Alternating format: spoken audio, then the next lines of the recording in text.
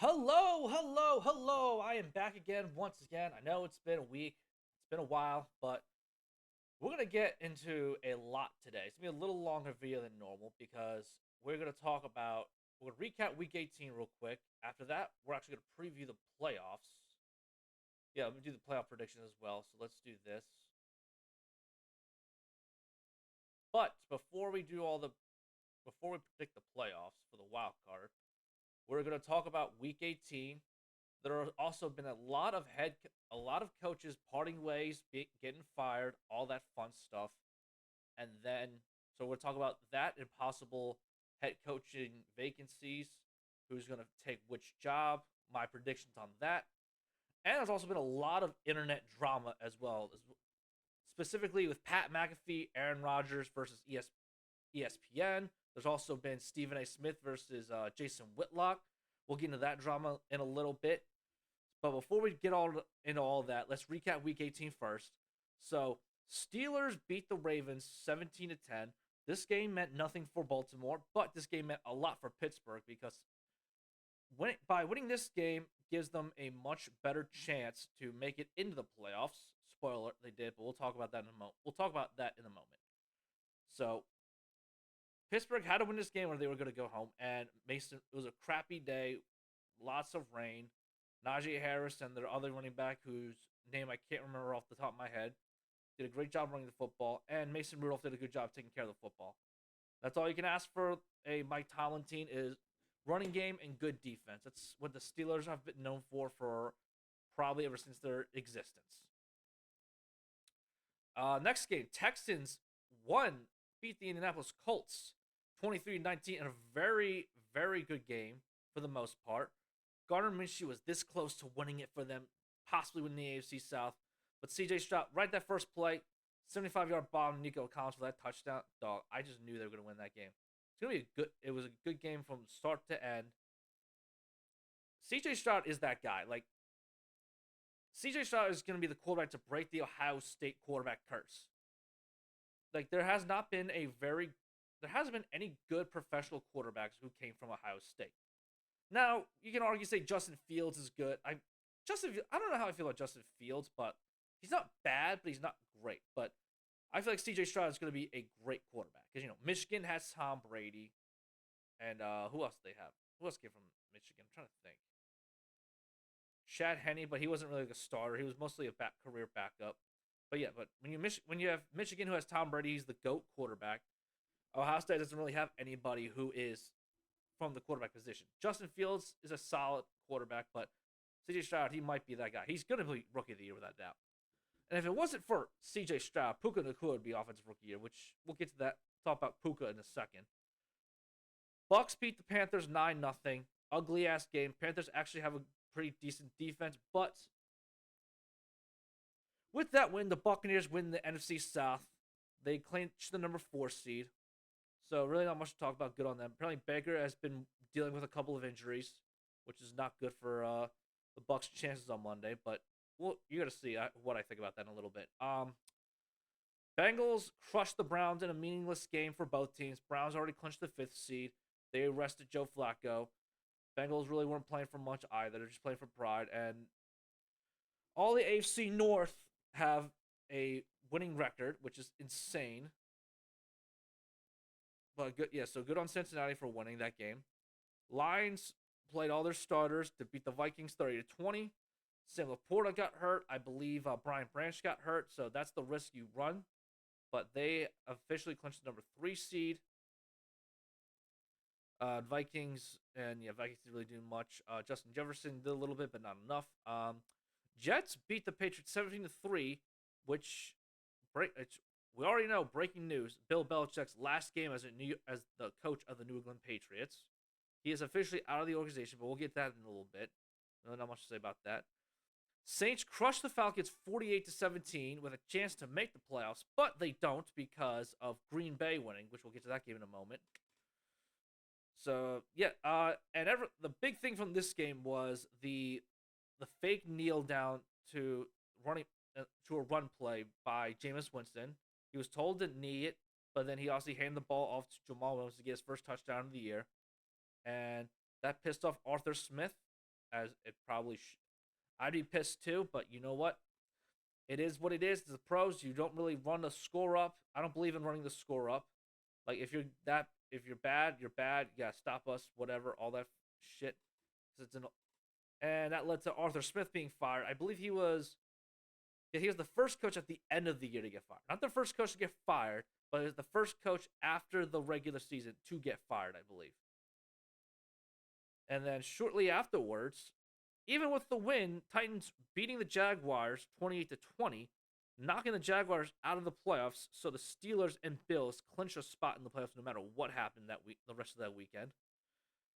And even with the Titans winning that game, having a 6-11 record, Mike Vrabel's out the door. Mike Vrabel was officially fired, which is insane to me because Mike Vrabel is a good coach. Like, I think a lot of people are overhyping Mike Vrabel a tad bit, but he is a good coach. I think a lot of people are saying that the next job for him will be in New England, which it makes sense, but I don't know if Mike Vrabel wants to follow up Bill Belichick. But we'll find that out soon because this head coaching carousel is actually very crazy. I don't think there's been this many big names in the head coaching carousel in a long time.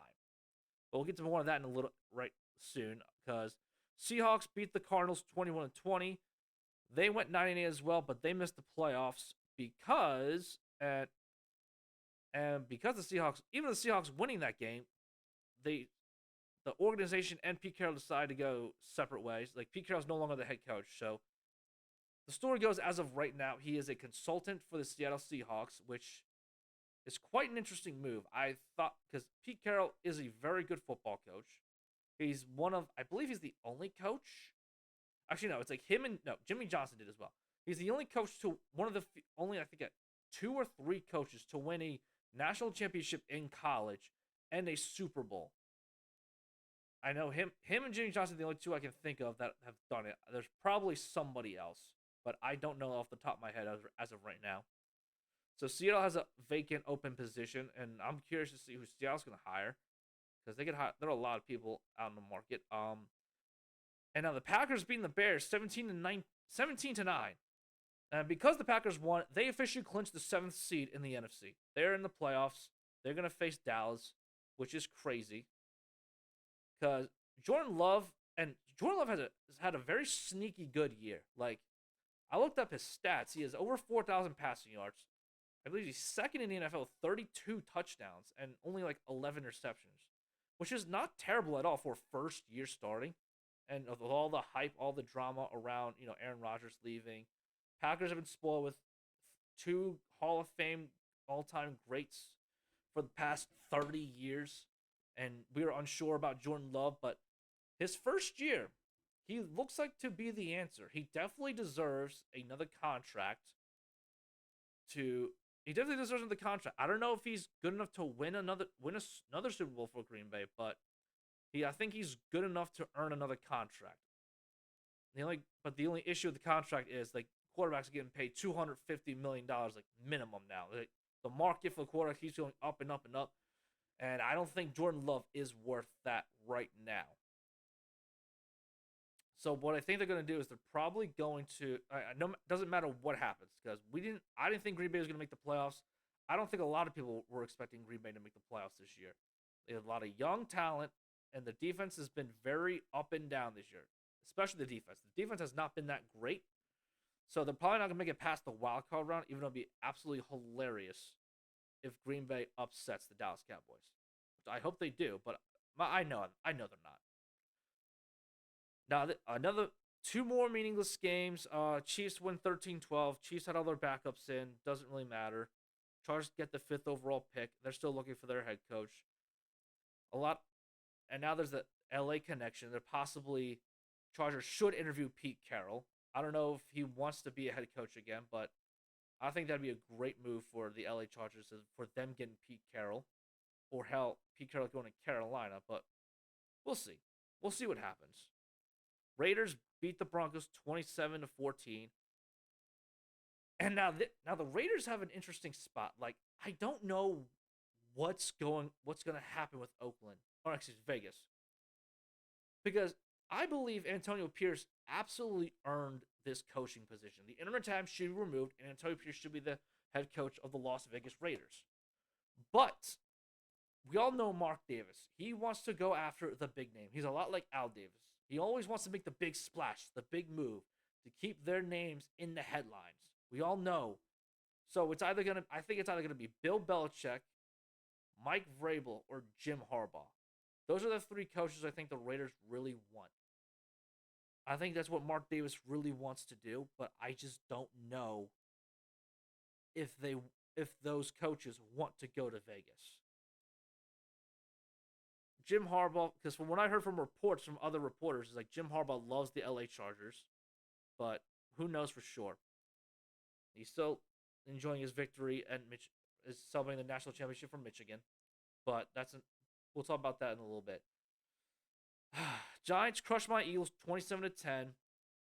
The worst part of this is not even that they even tried. They should have just rested all the starters, and they should have just conceded the division just right away. But they tried to get them play, trying to get them to like get some momentum in the playoffs. But we lost. AJ Brown is hurt with his knee. Reed Blankenship hurt his groin, and Sidney Brown tore his ACL. Now he's done for the year. He's done until the middle of next year, at least. Like at least week 8 of next season. That fucking turf. But you know what? After watching this game, I'm just not very confident in the Eagles at all. Like I don't think we're gonna beat Tampa Bay. Like my head says no, but my heart obviously says yes. Like I am going to root for the Eagles always. But at the same time, I can keep it 100 and not think that they're gonna win. Like they just look really fucking bad. Rams and Niners played a meaningless game. Rams won 21-20. Now Carson Wentz started. He looked pretty good. And speaking of that, as I said earlier, a little bit ago, Puka Nacua officially broke the rookie record for catches and receiving yards for wide receiver rookies. So his name is in the record books. He would have been offensive rookie of the year if not for C.J. Stroud balling the hell out. And Sam Darnold started for the Niners, so not really much to say about that game. Cowboys crushed Commanders 38-10. No surprise there. They won the East. Good on them. And they have the number 2 seed now, which gives them unfortunately, this gives the Cowboys the best chance to make it to the NFC Championship game for the first time in 29 years. Damn near 30 years. Like 28, 29 years. And possibly the Super Bowl, which I would fucking hate. I would despise that if the Cowboys made the Super Bowl. And last but not least, the Buffalo Bills beat the Miami Dolphins for the AFC East.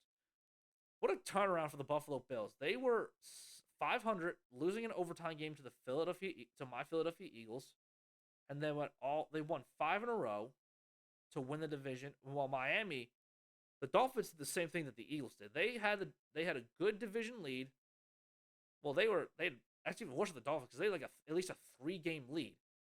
I don't think Eagles ever had that much of a lead in our division, especially not this time of the year. Well, we were 10-1. Yeah, no, we had at least a 2-game lead. We were 10-1 and we just lost 5 of 6. Dolphins had at least a 3-game lead, and I think the same thing happened. They won one of those games, which was against Dallas, and they lost enough games to lose to the Buffalo Bills. And now they have to go to Kansas City. So we'll talk about the wild card in a little bit, but let's go over these head coaching jobs. The Atlanta Falcons. Oh, God damn it.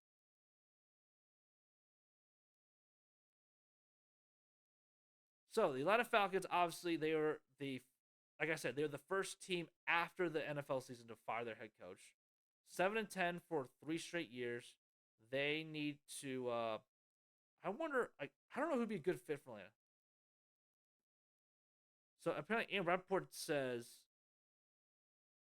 interest in Bill Belichick. That's kind of interesting. I don't think Bill Belichick will go down to Atlanta though. I feel like Atlanta's gonna hire another offensive coach. I feel like because Ben Johnson is a very hot name, the Lions offensive coordinator. It's a very hot name for offensive coaches. I'm trying to think of anybody else offensive coach wise. I believe the Dolphins and the Texans offensive coordinator names are also very big names as well. Let's see with Panthers. Tepper cleaned house. This is easily like other than New England is a bad place just because of their roster and how bad it looks. Like roster wise, it looks bad. Panthers roster is I would say the roster is a tad bit better, not by much, but a tad bit, because you have at least a quarterback that you want to invest the future in, and Bryce Young. You got a couple of weapons who are yes they're old. Adam Thielen is a little older, but he's still good enough to be a productive wide receiver. You have a couple of good running backs in Miles Sanders and Chuba Hubbard. The issue is the offensive line; they can't protect anybody, and Bryce Young did not have a good rookie year. He had a really bad rookie year, but it's his first year in the NFL. And I say the Panthers is probably this. I don't know if it's a worse job than New England because I would argue it would because of David Tepper being a shitty owner. Apparently, wanting to meet up with the Frank Reich every Monday after the game, after each game. Oh, why are we doing this? Why are you doing that? Like, it just comes to a point where you need someone like Jim Harbaugh, maybe Jim Harbaugh, Bill Belichick, Mike Vrabel, like a real alpha in the locker room to tell Tepper to shut the fuck up and let me run the team the way I want to run it. But excuse me, I doubt it's gonna happen though. I don't know if it will happen. I doubt it, but we'll see. And now Vegas is. I already talked about Vegas earlier, but because I think they're gonna go after one of the big names, like I said earlier, Jim Harbaugh, Bill Belichick, Mike Vrabel. They're gonna go after one of those guys, but they should. The key phrase is they should keep Antonio Pierce. I believe he deserves the right to be the head coach of the Raiders. Remove that interim tag, make him the head coach full time. Chargers, who knows, man. They've a talented ass roster. They fired the GM. The ownership's kind of iffy. I don't know who'd go. A lot of people are saying I think Pete Carroll would be a good fit.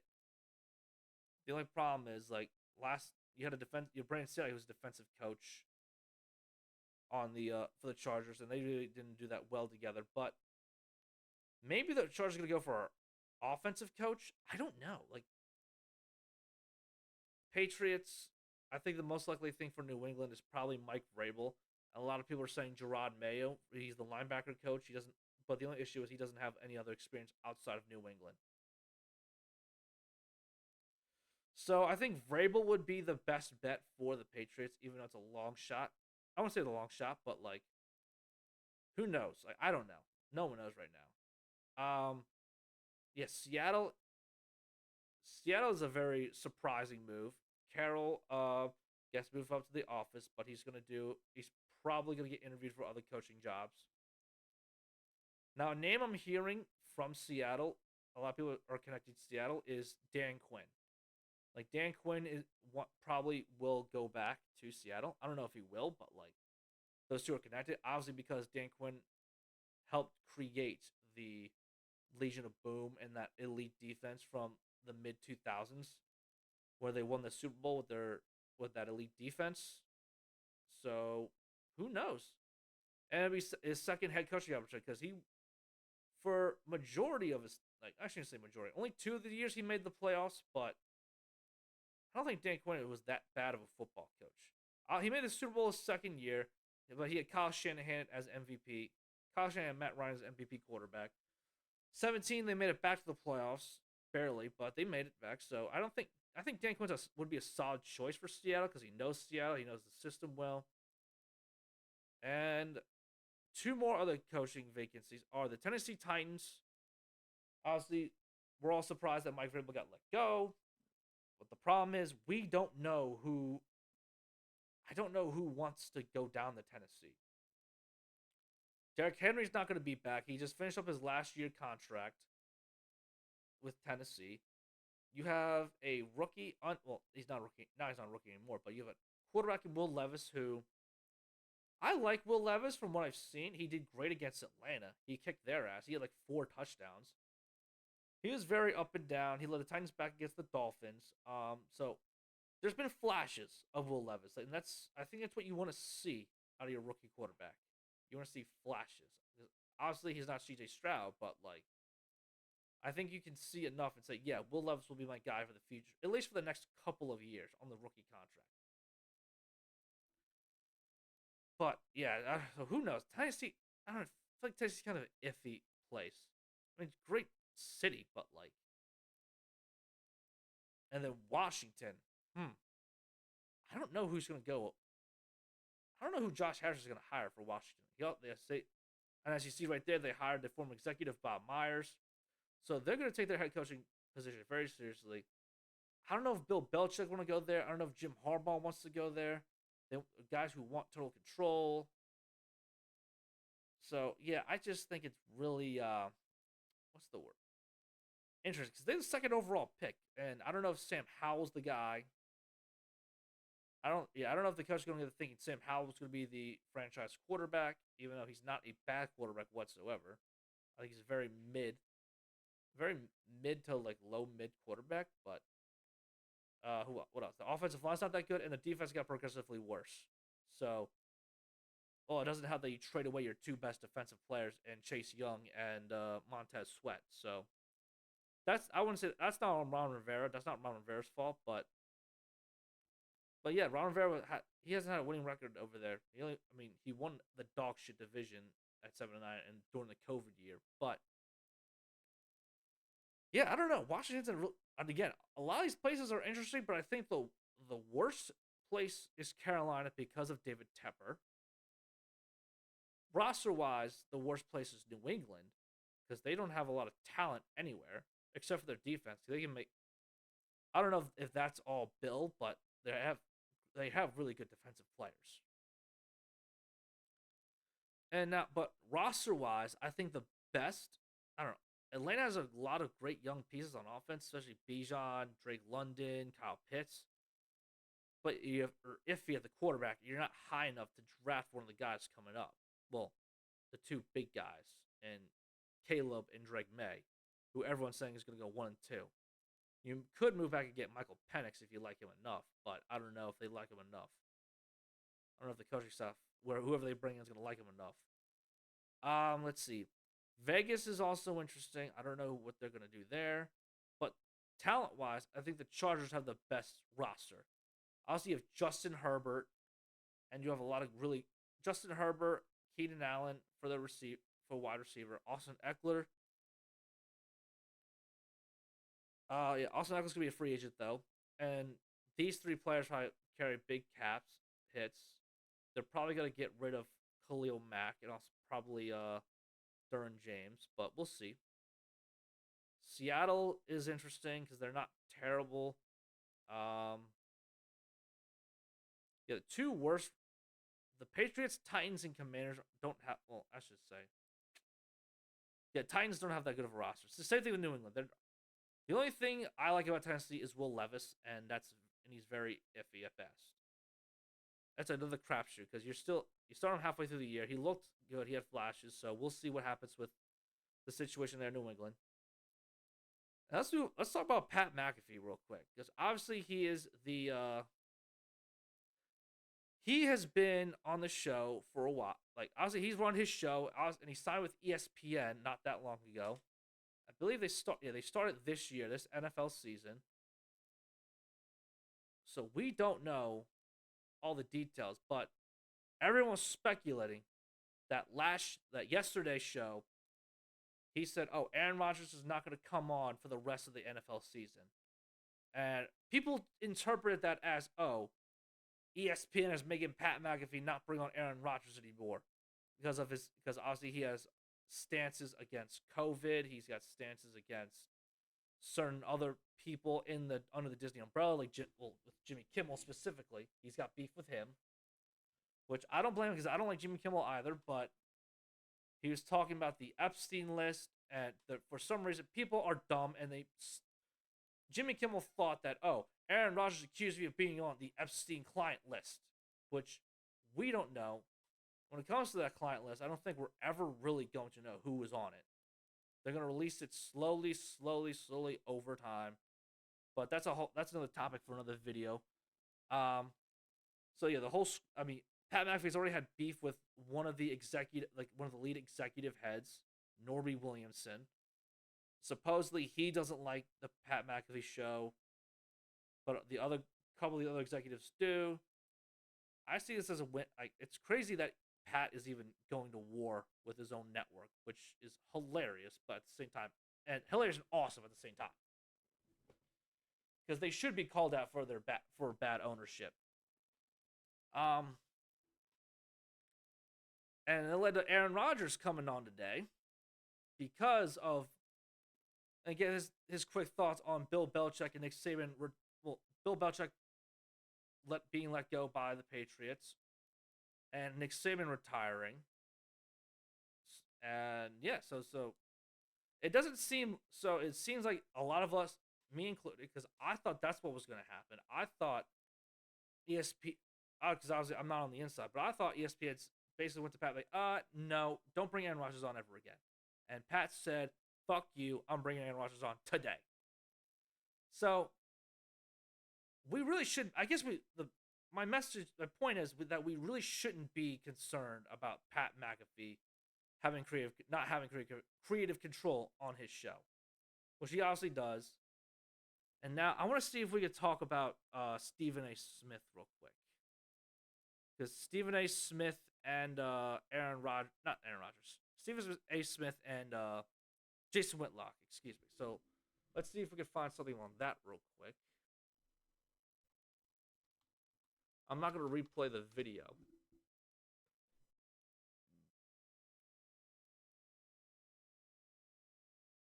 Let's see. Let's see if we can find it.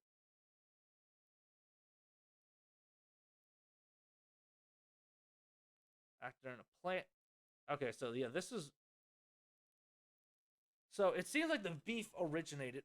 Well, this version of the beef, because apparently these two don't. I don't know the whole backstory on why these two really don't like each other, but supposedly this time around is that Jason Whitlock did research on Stephen A. Smith. Because his autobiography came out, and he said that he played he played basketball, and supposedly some numbers didn't add up. According to Jason Whitlock, numbers and stories don't add up. And then Stephen A. Smith heard it, he got mad, and he responded. So I really don't have an opinion on this dog. I don't really have a dog in this fight, because I like Stephen A. Smith and I like Jason Whitlock's reporting, but I don't really care. And we're gonna be honest with this point, I don't really care about this beef. And it seems that 2024 is the year of beefing with each other, and I think it all started because of Cat Williams calling out like a lot of people in Hollywood on Shannon Sharp's Club Shay Shay podcast, which I didn't finish watching that video, and two, it's gonna be a crazy trend. Hopefully, people will start telling the truth now. But that's enough gibberish. That's enough drama. Enough beef. All that bullshit. Let's get back to predicting the NFL playoffs. Saturday games. The Cleveland Browns are at the Houston Texans. These two teams have met not that long ago, and Cleveland won. I believe it's like 37-28. I believe. Don't remember exactly what the score was, but I do know the Browns won. And I think Cleveland's going to win again. And Cleveland, in my opinion, is the most dangerous team on the AFC side of the playoffs. Like, they're not only are they coming in hot, they're facing Joe Flacco in January, which for whatever reason, Joe Flacco is amazing in the playoffs. And you have the Cleveland Browns' #1 overall defense. You got Myles Garrett, you got Denzel Ward, you got Zadarius Smith. Like, they are a bunch of dogs. Like, Cleveland will be very, very dangerous. So I think they're going to beat Houston. It will be a close game, but I think Cleveland's going to beat Houston just because of playoff experience. And yes, D'Amico Rice does have playoff experience as a coordinator, but like the rest of the team is young. Majority of the players on the team are very young, and they don't know what they don't know. So there's a good chance of Houston winning, but I'm picking the Cleveland Browns. And this game, Dolphins at Chiefs, supposedly is It's supposed to be very cold. It's supposed to be like a -10 wind chill. And it's supposed to be like 2 degrees. Yeah, I think I read it's supposed to be 2 degrees, -10 wind chill, very very cold. And for that reason alone, I'm going with the Chiefs, just because they're at home. I'm going with the home team because I think the Dolphins are a better team than them overall. Last time they played in Germany, Chiefs dominated the first half. Dolphins came back. They almost won, but at the same time, and unfortunately, the Dolphins are not healthy. They lost a lot of their pass rushers, and they signed a bunch of. They just signed a couple of guys a couple of days ago to fill out the pass rushing roster. So they're going to be rusty as hell. Well, they may have fresh legs. They may be rusty. Who really knows? But the Dolphins are very banged up front, in their front seven. So I'm going with the Chiefs at home. Bills at Steelers at Bills. I got that backwards for some reason. Again, it's supposed to be another shitty weather game, but I don't think there's a chance that Steelers are not talented enough on offense to beat the Bills. Even with all the Bills' defensive injuries, they're still one of the best defenses in the league, and Josh Allen can take over a game when he wants. He's gonna have to take over this game. So I think the Bills will beat the Steelers, and it's gonna be a very low scoring game. I think it's gonna be like, excuse me. I think it's gonna be like something low as like 13-10 Buffalo, 13-7 Buffalo. And now the Packers are at the Dallas Cowboys. My head says clearly Dallas is the better team, and they are. Dallas is the superior team, but there is that slight. I still think there's a slight chance that Green Bay can upset Dallas. I mean, I know it's just the Eagles fan in me talking, and I want the Packers to win. Obviously, I'll be rooting for the Green Bay Packers to win. But we all know the Dallas Cowboys, what they are at home. For whatever reason, they're undefeated at home. They score like 45 points a game at home. Their defense kicks ass, their defense kicks ass at home. But the only reason I say that the Packers have a chance to win is because Aaron Jones in that run game. Dallas Cowboys are not a very good run-stopping team. You could run on the Dallas Cowboys. The Buffalo Bills did it earlier. That's how they kicked their ass 31-10. So it's possible. And Matt LaFleur is a product of the Shanahan system, so he's worked with Kyle, so he's probably going to ask Kyle what works and what doesn't work. So that's why I say there's a chance for an upset, but I'm going with my head here. The Cowboys are going to win. I hate to say that, but I think the Cowboys are going to win this game. And now the night game, the LA Rams are at the Detroit Lions. This is a very interesting game. Detroit is a very good football team, but the Rams are the hotter team.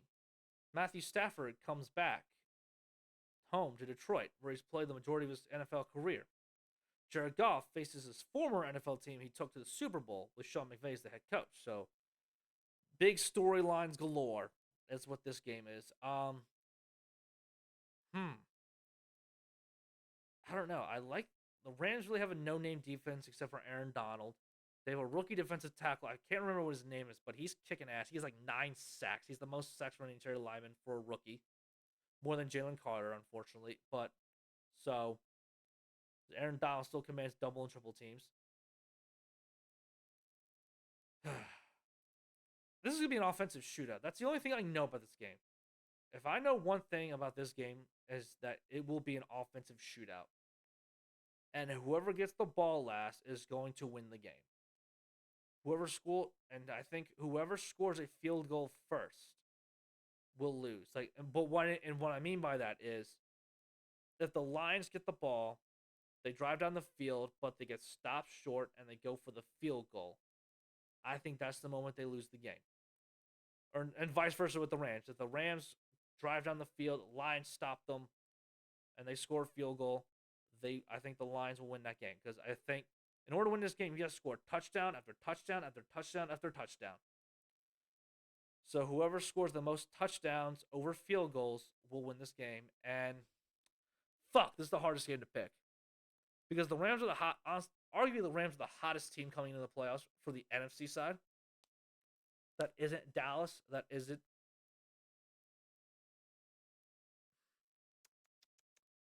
shit. I believe the Lions are favored by 3, but I'm gonna go. Do I want to go with the upset? Rams on the road. Yeah, I think I will. I think I'm gonna go with the Rams on the road only because of playoff experience. That's the only reason why I'm giving the Rams a slight edge and the slight upset. I think their defense is slightly better than Detroit's, and I do love me some Aiden Hutchinson. That guy's a dog. I love Aiden Hutchinson. He's one of my favorite non-Eagle players. And now for the dog shit crapshoot game that is Monday Night Football. My dog shit Eagles going against the Bucks. We faced each other before, week 3. We actually looked really decent. That game and our game against the LA Rams are probably arguably our 2 best games of the year that for the Eagles played overall. I know it doesn't matter. I know we're 0-0 and win or go home, but the Eagles have lost 5 of the last 6 games, and they barely beat the Giants on Christmas. The offensive staff doesn't know, I don't know if it's Sirianni himself or Brian Johnson calling the plays, but we don't know what the hell we're doing offensively. And looking back now, promoting Matt Patricia to being the play caller was a huge, huge, huge, huge mistake. Yes, decided to not look good against San Fran. Yes, he did not look good against Dallas. But demoting him to the wherever he was demoted to the upper deck in the box, excuse me, was a terrible decision. And yes, I know Sean Desai's not the best defensive coordinator, but you were with him the entire year, and you played for most of the time. You played very close games, you played very well. But the defense kept us in a lot of football games. And now with Patricia, everything's gone worse with Matt Patricia calling plays. As for Tampa Bay, Baker Mayfield is banged up, but he's going to play this game no matter what. And the way our dog shit defense looks, I think Baker Mayfield, Mike Evans, Chris Godwin, and I don't remember the name of that rookie tight end they have, but I like him a lot. And they're chopping their fingers. They're chopping at the licks. They are very excited to face us, I think. So again, my head says I'm in the same situation. My head says Tampa Bay is going to win this game, but my heart definitely says the Eagles. So I really don't know who to pick. It's really going to have to be like a coin flip. Fuck. Fuck it. I'm going with my heart. I'm going with the Eagles. I can't root against my team in the playoffs. Like, that makes me a bad fan. I know logically it doesn't make sense because we played like absolute dog shit. But still, I just can't do it. So I'm going with the Eagles in the NFL and this game in the wild card. So if that were the case, if my predictions are correct, the divisional round will be Chiefs and Bills play. Chiefs go to the Bills. Browns go to the Ravens. Lions go to Dallas. And Eagles go to San Fran. Which then we would get our fucking ass kicked once again. But that's just my predictions. That's the end of this video. We talked a lot. It's a little extra longer because of all the craziness, all the crazy news going on in the NFL world and just sports world in general. Thank you for tuning in with me for an extra 10 minutes. Usually stop at 30, but thank you for staying by. Hit that like button. Subscribe to my channel. Leave a comment down below. Who do you think is going to go where for head coaching jobs? Who's your prediction in the playoffs? Who's the most dangerous team? Talk to me on anything in the comments section. Peace.